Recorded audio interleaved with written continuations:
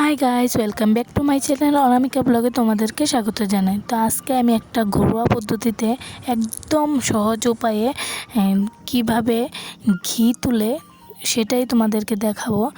আমি আমার বাড়ির গায়ের দুধ থেকে আমি প্রথমে কয়েকদিন ধরে সর জমিয়ে নিয়েছি। তো আমি জমিয়ে ফ্রিজে তুলে তুলে রেখেছি। আমার এক বাটি সর হয়েছে। তো দেখো কিভাবে তুলে তুলে নিয়েছিলাম। এভাবে জমিয়ে জমিয়ে আমি রেখে দিয়েছিলাম। তো এখন আমি এটাকে ঘি তৈরি করে দেখাবো। তো প্রথমে আমি চুলায় কড়াই বসিয়ে দিলাম। তারপর দিয়ে দেব এই সরগুলিকে। অনেকে কি করে সরগুলিকে বেটে নেয় বা মিক্সচার করে নেয়। তো আমি মিক্সচারও করব না, বাটবও না। প্রথমে আমি এই সরগুলিকে এভাবে একটু ঘেটে মেটে তারপর দিয়ে দেব কড়াইতে।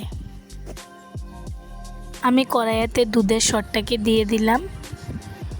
দিয়ে আমি চুলার আঁচটাকে কমিয়ে দেব, না হলে সরটা পুড়ে যাবে আর তেল বেরোবে না। তারপর একটা খুন্তির সাহায্যে আমি সরটাকে নাড়তে থাকব। কিছুক্ষণ পর পর আমি নাড়ব সরটাকে, না হলে কড়াইতে পোড়া লেগে যেতে পারে সরটা। কিছুটা ধৈর্য ধরে নাড়তে হয়, না হলে ঘি তোলা সম্ভব না। তারপর এই দেখুন কিছুক্ষণ পর একটু একটু তেল বেরিয়ে আসছে সরটা থেকে। এখন আরও বেশি করে ভালো করে নাড়ানাড়ি করতে হবে, যাতে সরটা পোড়া না লেগে যায় নিচে দিয়ে।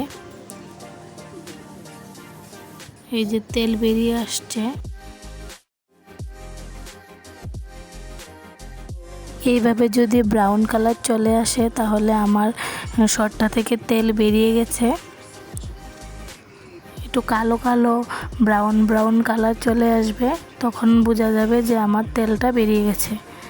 তারপর আমি চুলাটা বন্ধ করে নামিয়ে নেব। তো আমি একটা বাটি নিয়ে নিলাম। তো বাটিতে একটা ছাঁকনি বসিয়ে দিলাম। এখন সরের ছাবা থেকে ঘিটাকে আমি বের করে নেব ছেঁকে। তো আমি ছেঁকে নিচ্ছি ঘিটাকে। তো অনেকে তো অনেক রকমভাবে ঘি তুলে, তো আমি সহজ পদ্ধতিতে এইভাবেই তুলি। আমি সরটাকে বাটনাও বাটি না আর মিক্সচারও করি না, কোনো কিছু না করেই আমি সহজ পদ্ধতিতে এভাবে একবারে দুধের সর থেকে ঘি এভাবে তুলে নিই। দেখো এক বাটি সর থেকে এতটুকুই আমার ঘি হয়েছে। একদম খাঁটি গাওয়া ঘি, ঘরের তৈরি। তারপরে আমি ছাবাগুলিকে ছাঁকনিতে দিয়ে একটা চামচের সাহায্যে একটু চেপে চেপে দিই, আর অনেকটা ঘি বেরিয়ে আসে। ঘর পুরো ঘিয়ের গন্ধে মোমো করছে।